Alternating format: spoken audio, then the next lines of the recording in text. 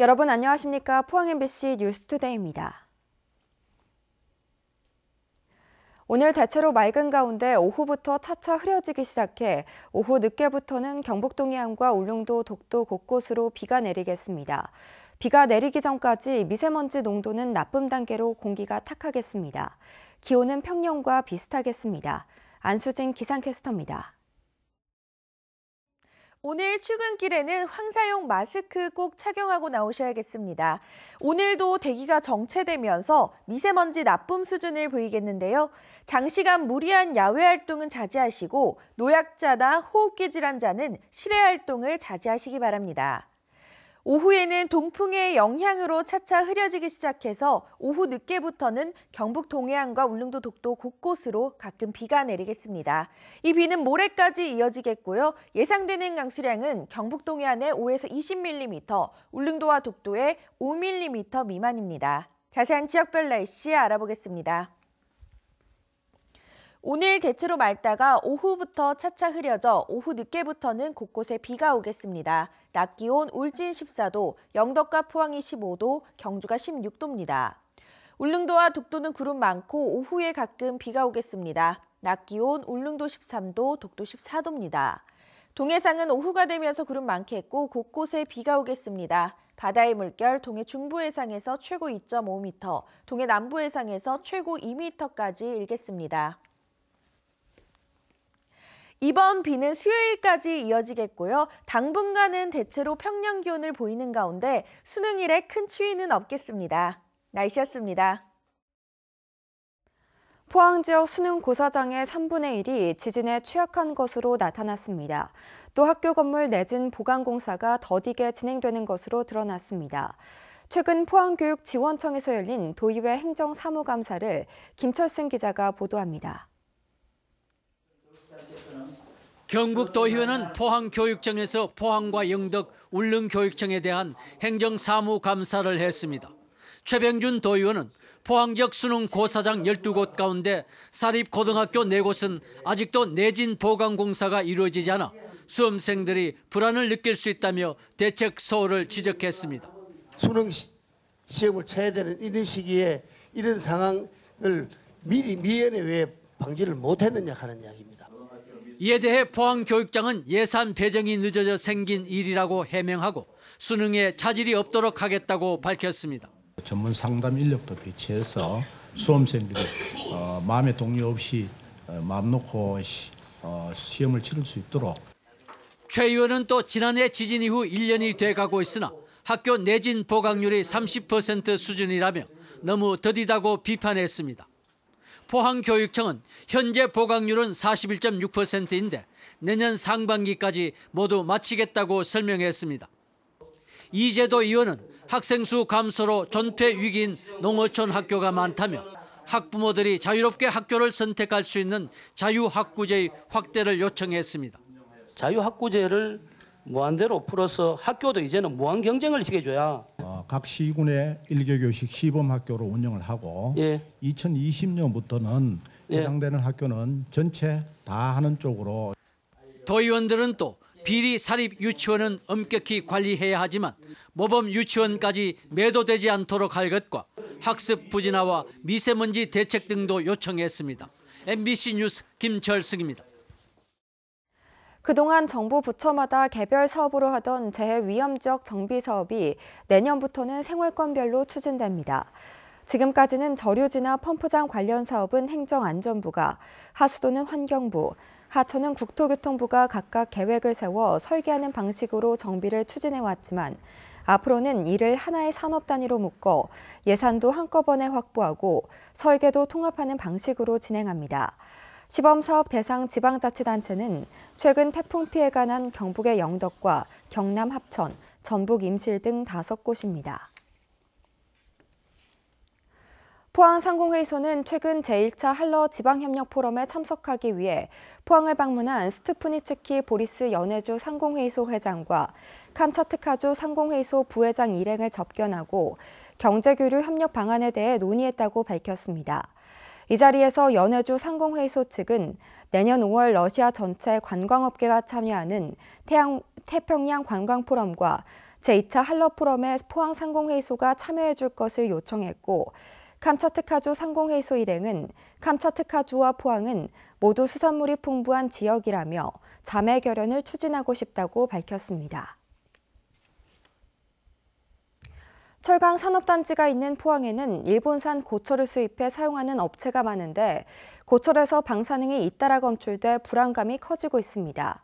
방사능 고철 대부분이 뒤늦게 고철 사용업체의 자체 검사를 통해 발견되면서 정부의 공식 검역망에 구멍이 뚫렸다는 지적이 제기되고 있습니다. 보도에 장성훈 기자입니다. 지난 2014년부터 일본산 재활용 고철에서 방사능이 검출된 사례는 모두 16차례에 이릅니다. 포항 등에 공장을 둔 현대제철이 9차례로 가장 많고 대한제강, 포스코 특수강 등의 순으로 세슘과 라듐 등 치명적인 핵종이 다량 검출됐습니다. 일본 후쿠시마 원전 사고 이후 정부가 주요 공항과 항만에 방사선 감시기를 설치했다지만 숫자가 부족해 사실상 무용지물이었던 겁니다.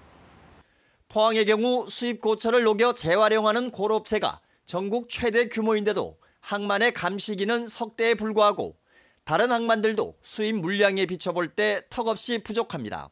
특히 포항 같은 경우에 고철 수입을 가장 많이 하는 지역에서 이런 감시기가 3대밖에 없다라든가 관리 감독이 이렇게 허술하다는 건 상당히 걱정스럽습니다. 방사능이 검출된 16건 가운데 14건은 고철 사용업체의 자체 검사로 확인됐고 정부 검역망에 걸린 사례는 불과 2건입니다.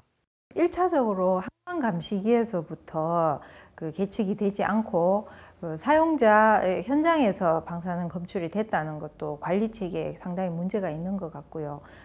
방사능에 오염된 일본산 수입 고철이 우리 국민의 안전을 위협하고 포항이 그 위협의 한가운데 있는 상황. 지금이라도 방사선 감시기 설치를 확대하고 정부의 공식 검역망을 보다 세밀하게 다시 정비해야 한다는 지적이 나오고 있습니다. MBC 뉴스 장성훈입니다. 선박에서 배출되는 미세먼지를 줄이기 위해 2020년부터 선박기름의 황함유량 허용 기준이 현행 3.5%에서 0.5% 이하로 강화됩니다. 해양수산부는 지난 2016년 국제해사기구의 결정에 따라 이 같은 내용의 해양환경관리법 시행령 개정안을 입법 예고했습니다. 해수부는 그러나 국내에서만 운항하는 선박의 경우 관련 설비 교체 등 준비 기간을 주기 위해 2021년 이후 정기검사 때부터 이 기준을 적용할 방침입니다. 포항과 영덕 울진 지역의 대게잡이 어업인으로 구성된 사단법인 경북대게어업인연합회가 해양수산부와 경상북도의 인가를 받아 공식 출범했습니다. 도내 자가우선 선주와 배우자 300여 명이 회원으로 가입한 대게어업인연합회는 대게자원 보존과 서식환경 개선, 차세대 어업인 양성사업 등을 추진할 계획입니다. 지도부의 부당한 처우에 고통받아왔다는 여자 컬링 팀킴의 호소 충격을 주고 있는데요. 선수들이 가장 원하는 건 이 컬링 선수로 계속 운동을 하고 싶다는 건데 대회 출전은커녕 제대로 된 지도와 훈련조차 받지 못했다는 겁니다. 이러다 팀킴이 해체되는 게 아니냐는 우려가 큰데요. 팀킴을 살리는 일이 무엇보다 중요해 보입니다. 보도에 이정희 기자입니다. 선수들이 전횡의 장본인으로 지목한 김경두 전 대한컬링연맹 부회장은 회장 직무대행을 두고 연맹과 법정 다툼을 벌이고 있습니다. 이 문제가 해결돼야 정상적인 마케팅이나 후원사 물색을 통한 선수 지원이 가능합니다. 양측 간 소송의 영향이 팀킴에게 미치면서 후원사마저 끊겨 선수들은 세계대회 출전 비용조차 마련하지 못해 대회에 참가하지 못했다고 호소했습니다. 김경두 전 부회장과 딸 부부인 김민정, 장반석 감독과 문제가 불거지면서 지난 8월에는 불과 일주일 정도만 훈련하고 국가대표 선발전에 출전했습니다. 결국 선발전에 패해 국가대표 자리를 내줬습니다. 팀킴은 올림픽 후 세계컬링연맹 여자대회 한 차례 빼고는 국제대회 출전이 없었습니다. 이 때문에 올 초 8위였던 세계 랭킹이 지금은 18위로 추락해 권위 있는 컬링 그랜드슬램 출전도 불가능해졌습니다. 선수들은 호소문에서 지도부가 팀을 해체하려 한다. 은퇴를 고려한다. 현 지도부 아래에서는 팀킴이 사라진다는 절박함을 토로했습니다. 의성군이 가장 중요하게 생각하는 것은 우리 의성의 딸들인 킴팀이 조직기 안정 찾아서 훈련을 또 제대로 하고 선수들은 문제의 지도부 3명을 교체해서 다음 올림픽에 출전해 의성의 딸들로 더 큰 자랑이 되고 싶다고 말했습니다. 하지만 이대로라면 차기 대회 출전은 고사하고 팀 자체가 사라질 위기에 있습니다.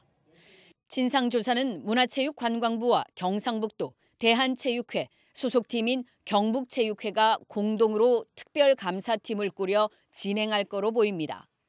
진실공방은 더 거세질 거로 예상됩니다. 하지만 앞으로 가장 중요한 건 팀킴이 원하는 의성 마늘 소녀들로 계속 선수 생활을 할 수 있도록 지켜주는 일입니다. MBC 뉴스 이정희입니다. 울릉군 농업인회관이 울릉읍 사동리에 30억 원의 사업비가 투입돼 준공됐습니다. 연면적 990제곱미터의 2층 규모로 건립된 울릉군 농업인회관에는 농업인 단체 사무실 외에도 농업인들이 식품 개발 등 전문 교육을 받을 수 있는 슬로우푸드관과 6차 산업관도 갖춰졌습니다. 영덕세무서 울진지서 신청사가 준공됐습니다. 영덕세무서는 울진 지역 민원인들의 편의를 위해 사업비 31억 원으로 기존의 울진지서 건물을 2배 증축하고 장애물 없는 생활환경 인증과 태양광 발전 등 친환경 시설도 갖췄습니다. 한편 영덕세무서는 태풍 콩레이 피해를 입은 지역 납세자 700여 명에게 28억 원의 국세 납세를 유예했습니다. 전국의 일본군 위안부 피해 할머니 27명 가운데 대구에는 이제 3명만이 생존해 있습니다. 이분들의 고통을 헤아리고 예우하기 위해 대구에서 위안부 피해 생존자들을 지원하는 조례자정이 가시화되고 있습니다. 박지영 기자가 취재했습니다. 16살의 꽃다운 나이에 일본군 위안부로 끌려가 모진 고초를 겪은 이용수 할머니. 30년 가까이 위안부 실상을 알리며 외로운 싸움을 하고 있습니다. 일본 정부의 책임 있는 사과와 진상규명 요구는 숨이 붙어있는 한 포기할 수가 없습니다. 올바른 역사를 공부를 해서 이 엄청난 썰날인 역사 해결하는데 앞장섰으면 좋겠습니다. 더불어민주당 강민구 의원이 대구시의원 14명의 동의를 받아 일본군 위안부 피해자 지원 및 기념 사업에 관한 조례안을 대표 발의했습니다. 대구 경북은 독립운동가를 가장 많이 배출한 위대한 도시입니다. 이곳에서 또다시 반대로 우리가 억압받고 피해받는 소녀들이 있었던 거죠. 조례안에는 할머니들의 생활 실태를 매년 조사하고 매월 100만 원의 생활 보조비와 기념 사업을 시행한다는 내용이 담겨 있습니다. 서울과 경기, 경남과 부산에선 이미 관련 조례가 통과돼 시행되고 있습니다. 조례안은 오는 22일 상임위 심사를 거친 뒤 29일 본회의에서 통과되면 곧바로 시행됩니다. 대구시의회 여야 의원들이 공동으로 이번 조례안을 대표 발의한 데다 위안부 문제 해결에 대한 폭넓은 공감대가 형성돼 있는 만큼 조례안 통과에는 큰 무리가 없을 것으로 보입니다. MBC 뉴스 박재영입니다. 경주시는 6억 8천여만 원을 들여 노후 슬레이트와 지붕 개량 사업을 추진합니다. 지원 대상은 노후 슬레이트 처리 168가구와 지붕 개량 40가구이며 지원 범위는 가구당 최대 336만 원입니다. 경주시는 이달 말까지 읍면동 사무소에서 신청을 받아 내년 2월에 대상 가구를 선정해 철거 일정을 확정합니다. 경상북도는 스포츠 레저 시설인 짚라인 5곳을 대상으로 안전과 인력 운영 실태를 점검했습니다. 최근 동해안을 중심으로 짚라인 설치가 잇따르고 있지만 안전기준 마련과 정기 점검 등이 법적으로 의무화되지 않아 관리 강화가 필요하다는 지적이 잇따르고 있습니다.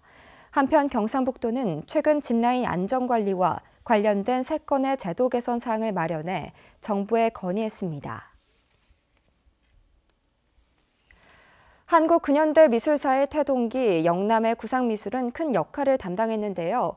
경북에서 활동하며 구상의 맥을 잇고 있는 지역 화가들의 작품을 김정진 아나운서가 지금 소개합니다.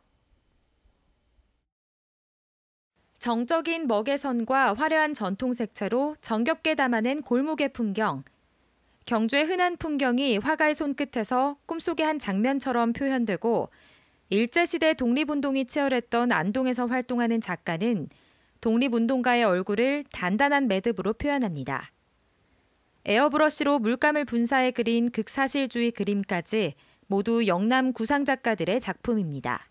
인간의 어떤 동물적인 본성을 나타내기 위해서 이렇게 에어브러쉬를 사용해서 그 피부에 나타나는 주름, 땀구멍, 점 이런 걸 좀 더 사실적으로 표현을 하려고 했습니다. 그래서 제 작품을 보면서 단순히 잘 그린 것도 좋지만은 자기의 내면을 한 번 더 바라봤으면 좋겠습니다. 로컬리티 재현과 구현전은 경북에서 활동하는 구상작가 14명이 참가했으며 50대 이상 작가들이 중심이 된 일부에 이어 현재는 40대 작가 7명이 전시 중입니다. 시각 예술에 있어서 아주 중요한 요소라고 할 수 있는 대상의 그런 사실적인 재현의 기능과 또 그 재현을 통해서 작가 개개인들이 말하고자 하는 그런 정신을 구현해내는 그런 전시라고 할 수 있습니다. 이어서 이번 주 공연 소식입니다. 경주 교향악단의 제29회 정기 연주회가 경주 예술의 전당 화랑홀에서 열리며 안산 시립합창단 초청 공연이 포항문화예술회관에서 펼쳐집니다. MBC 뉴스 김정진입니다.